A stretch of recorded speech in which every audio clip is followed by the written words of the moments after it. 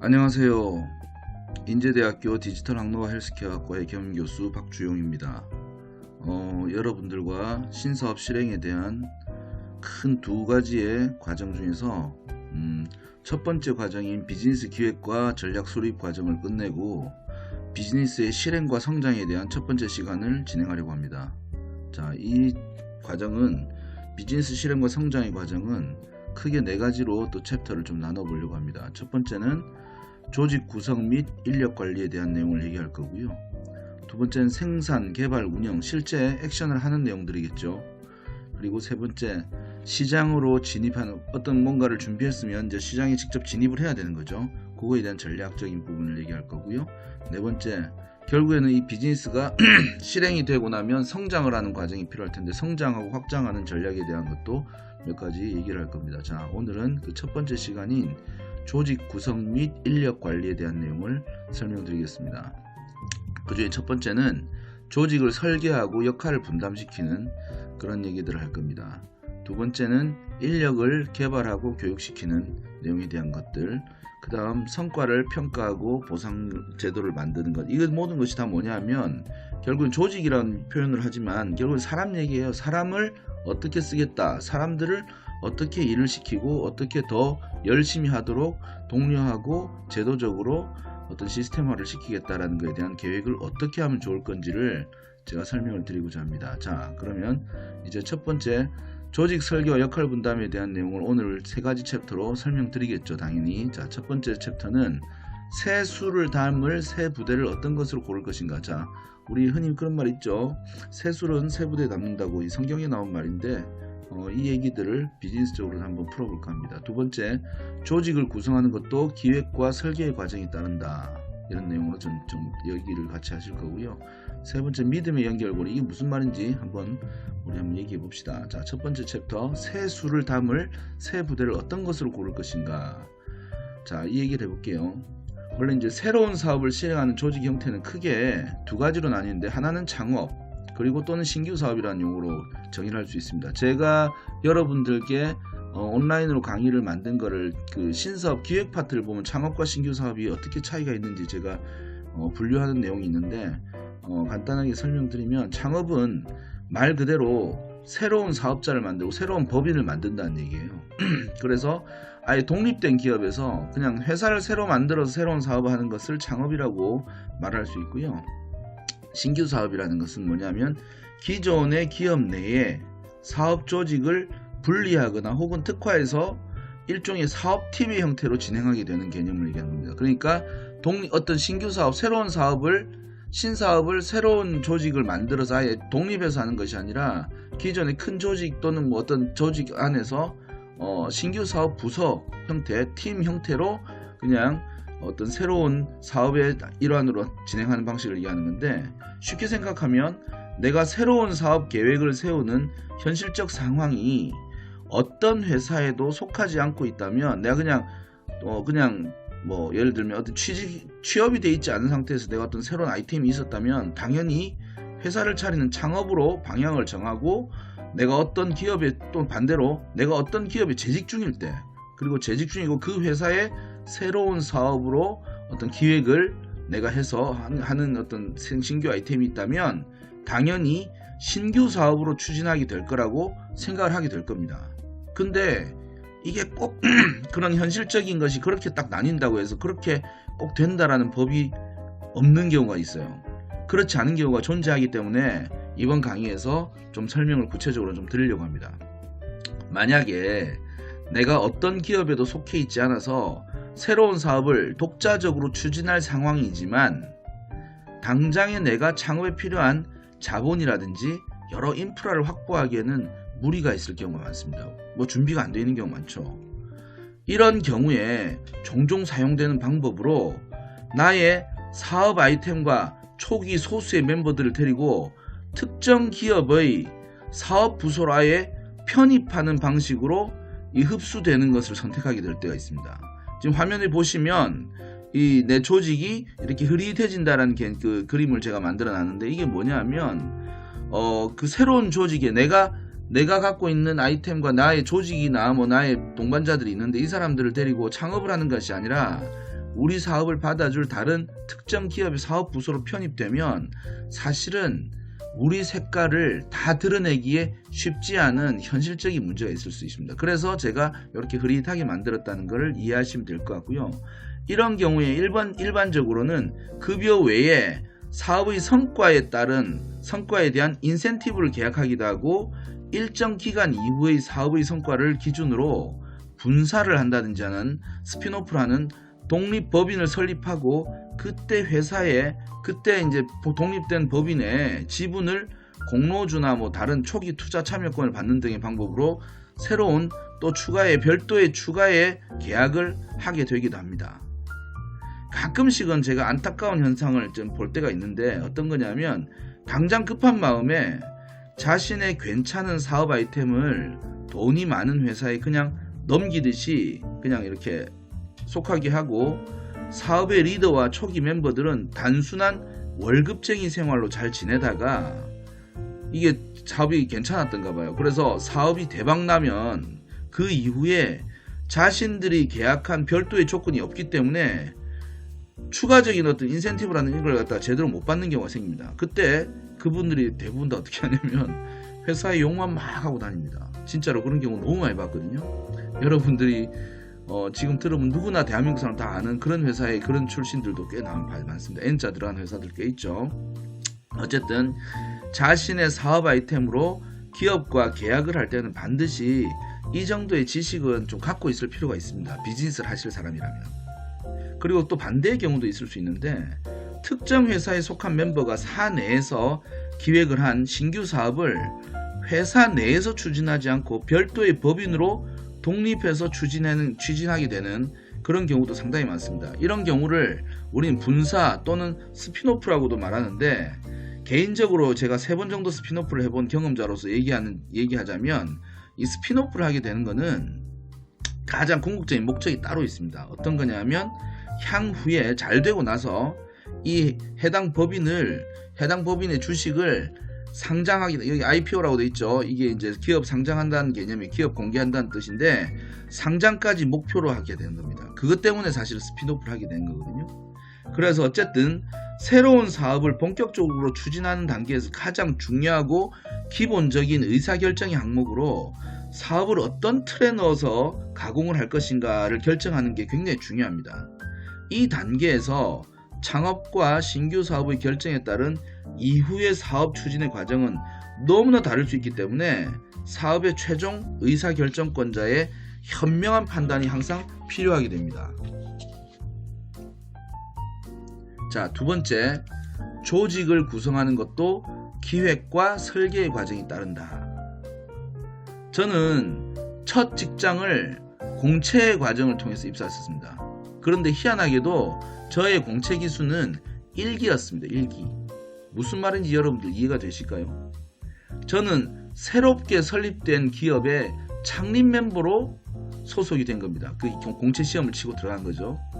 그래서 제가 처음 입사를 해서 신입사원일 때 회사도 이 조직 구성으로는 물론 회사의 이제 임원들이나 그 매니저급 이상 분들은 다른 회사 또는 그 회사를 만든 회사의 어떤 중간 관리자 또는 임원급으로 계셨던 분들이라 뭐 잘 하시지만 그럼에도 불구하고 이 회사가 처음 생긴 회사고 처음 조직을 만들었기 때문에 사실은 또 업종 자체도 굉장히 새로운 회사였기 때문에 처음 일을 시작하다 보니까 뭔가 잘 준비도 안 되어 있고 다들 어수선하고 뭐 그랬었습니다.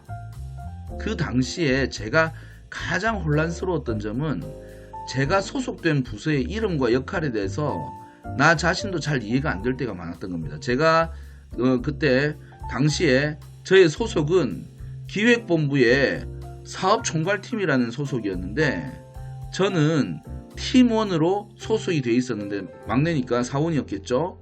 사업총괄팀은 팀원만 몇 명 있었어요. 팀장도 없고 팀장도 없이 바로 제 위에 직속 상사는 우리 기획본부 전체의 대빵이신 이사님이셨습니다. 제 바로 위에가 그분이셨어요. 그러니까 너무 갭이 큰 거죠.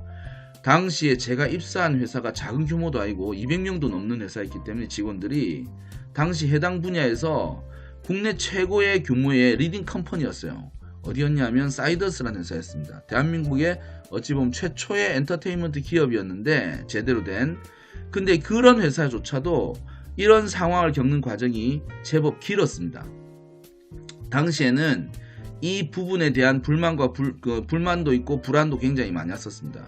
근데 제가 지나보니까 그 어수선하고 만들어진 것이 없이 만들어가는 과정을 겪다 보니까 저한테 너무나 큰 경험과 지혜를 얻게 된 소중한 시간이었던 걸 나중에 알게 됐어요. 국내에서 한 번도 시도하지 않았던 엔터테인먼트 분야의 사업을 기업의 형태로 완전히 정립하려고 만든 회사였는데 아무도 그 미래를 예상할 수가 없다 보니까 나름의 방식으로 조직 구성안도 만들어보고 공개 채용도 하고 운영도 했었는데 현실적인 한계가 있음을 한 1년 동안 지속적으로 계속 체감하게 됐습니다. 저는 거기에 현업 담당자로서 굉장히 많이 겪었죠.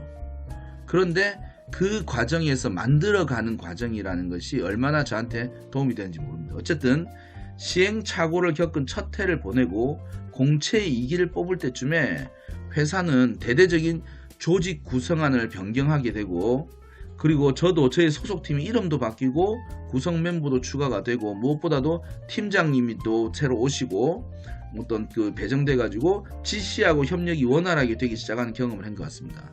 한 1년 동안은 우여곡절을 많이 겪고 시행착오를 겪었지만 딱 지나고 나니까 체계가 잡히기 시작하니까 그런 과정을 겪은 어떤 전투력을 가진 직원들하고 새로운 경험이 있는 직원들하고 막 뭉치니까 참 잘 되더라는 거죠. 어쨌든 준비가 부족해 보였던 첫 해의 회사 내에서 가장 자주 들었던 단어 중에서 어떤 말이 있었냐면 업무 분장이라는 말이 너무너무 많이 있었습니다. 이 말이 너무너무 저도 기억이 납니다. 특정 업무를 어느 부서에 누구에게 담당을 시키고 책임을 지게 할 것인지 배분한다라는 그런 말인데 당연해 보이는 이 작업이 새로운 사업을 추진하면서 조직을 셋업을 해보다 보면 생각보다 쉽지 않다는 걸 알게 됩니다.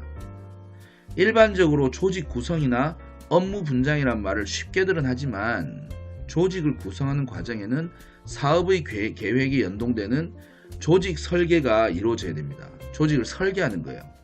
단순히 역할에 맞는 팀의 명칭을 정하는 것으로는 부족하고 우리 사업의 비즈니스 모델이 작동되는 원리와 프로세스에 매칭되는 역할의 스토리를 배경으로 조직의 설계안이 작성되어지고 그 설계 구도 안에서 각각의 팀 내지는 실 또는 본부 등의 조직의 상하 체계와 수평적 협력 관계까지 치밀하게 작성되어야 됩니다. 이렇게 준비가 되면 당연히 실행을 하는 과정에서 지속적인 모니터링과 성과 분석을 통한 점검이 이루어지고 이에 필요한 변화의 이유가 생기면 적용하는 방식으로 반복하면서 최적의 조직 편성 방안과 업무 분장의 해답을 찾아가게 되는 것입니다.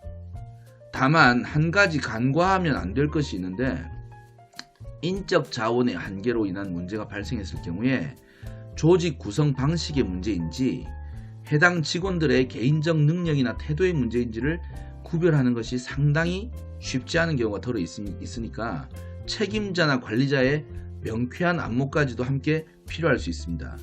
사실은 제가 이런 조직을 업무 분장을 하고 조직을 설계하는 것을 제 첫 직장에서 아까도 말씀드렸지만 제가 첫 창립 멤버에 속해 있기 때문에 첫 직장에서부터 이걸 겪다 보니까 그 이후에 제가 창업 내지는 어떤 전문 그 경영인으로서 새로운 비즈니스를 만드는 조직을 설계하는 일을 그 이후에 꽤나 많이 했었어요. 그때마다 제가 사실은 처음 겪었던 그 일이 상당히 많이 도움이 됐음을 제가 명백히 말할 수 있습니다. 여러분들도 혹시나 이후에 여러분들이 속하게 되는 조직이 불만이 생길 수도 있어요. 어떤 부분이 부족하면. 근데 그 부족한 것이 어떤 때는 여러분들한테는 훨씬 더 약이 되고 도움이 된다는 것을 한번 생각해 볼 필요가 있습니다. 자, 세 번째, 믿음의 연결고리. 한국 영화 가운데서 글로벌 시장에서 제일 유명하다고 평가할 수 있을 기생충이라는 영화가 있죠. 여러분들 혹시 이 영화 보셨는지 모르겠는데 이 영화의 주제를 바라보는 시각이 되게 다양할 수 있습니다. 워낙 여기에 들어있는 철학들이 다양하기 때문에. 근데 저는 이 영화를 통해서 오늘 여러분들과 이 시간에는 비즈니스적인 내용만 한번 뽑아볼까 합니다. 이 영화를 통해서 저는 무슨 생각을 했냐면 리크루팅이라는 것이 얼마나 중요하고 그 방법론이 얼마나 어떤 것이 있는지를 생각했던 적이 있습니다. 한번 생각해 볼까요, 우리 같이? 극 중에는 부유한 가정에서 필요했던 인력 계획이 있었어요. 부유한 조영정 씨와 이성균 씨 가정에 필요한 인력 계획이 있었는데 그 인력 계획이 뭐냐? 첫 번째, 큰 딸의 영어 과외 선생님이 있었죠. 그리고 막내 아들의 미술 치료 선생님이 필요했었습니다. 그리고 가장이자 사업가인 아버지의 수행 운전기사가 필요했었고요. 그리고 이 가정의 모든 살림과 집안일까지 담당할 매니저, 이렇게 다 필요했습니다. 영화를 보신 분들은 이미 결론을 아시겠지만 하층민 생활을 하던 송강호 씨의 가족들이 자신들의 이력을 모두 거짓으로 꾸며서 사기에 가까운 만행을 저지르는 과정이 불행한 결과로 이어지는 스토리로 되게 됩니다. 이게 나옵니다. 그죠? 영화 초중반쯤에 부유한 가정의 엄마 역할을 하던 조여정 배우님의 입에서 재미난 얘기가 하나 나와요. 중요한 대사가 있습니다. 이렇게 자기 누굴 소개해달라는 말을 하면서 믿는 사람의 소개로 연결하면서 일종의 뭐랄까 믿음의 벨트 또는 믿음의 연결고리 이런 얘기를 해요. 자, 이 말을 할 때의 분위기는 그녀가 냉철한 프로페셔널로 보이기보다는 뭔가 허영심에 사로잡힌 전업주부의 한계가 보이긴 하지만 그 대사는 사실은 비즈니스 현장에서 상당히 많이 통용되는 중요한 관례이자 원칙을 잘 요약한 것이라고 할 수 있습니다. 비즈니스가 추진되고 성과를 추구하는 과정에서 가장 아쉽거나 또는 가장 만족스러운 대상 중에 하나가 나와 함께하는 멤버들입니다. 결국은 능력 있는 괜찮은 멤버를 리크루팅을 해야 되는데 아무리 전문적으로 면접관이 인터뷰를 하더라도 한두 번의 만남과 몇 가지 질문으로 입사 지원자의 진짜 능력과 인성 등을 확인한다는 것은 거의 불가능합니다. 그리고 새로운 사업을 추진할 때 새롭게 합류할 인력을 신입으로 선택하는 경우에는 일반적으로 잘 없기 때문에 많은 경우 지인들로부터 괜찮은 경력직의 사람을 소개받는 일이 상당히 빈번합니다. 일종의 믿음의 벨트를 활용하는 거죠. 기본적으로 이런 방식이 도움이 되는 것은 사실입니다. 말하자면 리크루팅의 효율과 성공 가능성을 어느 정도는 높일 수 있다는 장점은 존재한다는 겁니다. 이건 명확합니다. 그러나 기생충에서도 결국에는 그 믿음의 벨트가 사기의 벨트가 된 것처럼 기업의 인력 채용에서도 자칫 잘못하면 유사한 안타까운 경우가 종종 있기 때문에 반드시 주의해야 되는 겁니다. 저도 몇 번의 경험이 있습니다. 특히 단시간에 검증이 어려운 직군이 있습니다. 그 중에 대표적인 분야가 어디냐면 소프트웨어 개발자들입니다.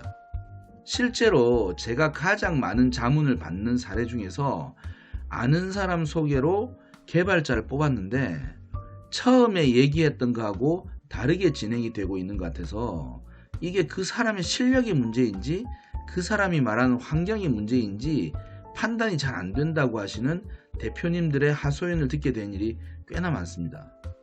이런 경우에 적지 않은 확률로 그 개발자의 실력이 소개받은 내용과 다를 수도 있다는 슬픈 현실도 존재하는 겁니다. 새로운 사업을 실행하기 위해서 계획되고 설계된 인력 계획에 따라 사람을 채용하는 과정은 가장 프로페셔널해야 되는 영역일 수 있습니다. 그렇기 때문에 인력을 연결하고 리스팅하는 과정은 전방위적으로 진행되더라도 검증하고 채용하는 과정은 상당히 체계적으로 준비되어야 됩니다. 많은 신규 조직들이 아직 우리는 자꾸 부족하니까, 스타트업들 특히 그렇죠. 자꾸 부족하니까 당장은 어쩔 수 없이 최고의 인력을 가질 수 없다라고 생각하는 것을 가끔씩 보게 됩니다. 아쉬운 단어 이렇게 쓴다는 거죠. 이런 한계를 극복할 수 있는 하나의 제가 팁을 알려드릴까 합니다. 일반적으로 이제 사람을 딱 그렇게 나눌 수는 없지만 흔히 이제 겪어보면 알게 되겠지만 B급, C급 리더가 있는 조직에서는 절대로 A급 멤버를 뽑지 않습니다. 뽑기도 어렵고요. 근데 반대로 A급 리더가 있는 조직에는 절대로 수준 미달의 B급, C급 멤버가 버티지를 못하거나 그런 사람 뽑지 않습니다. A급 리더들은 욕심이 있거든요.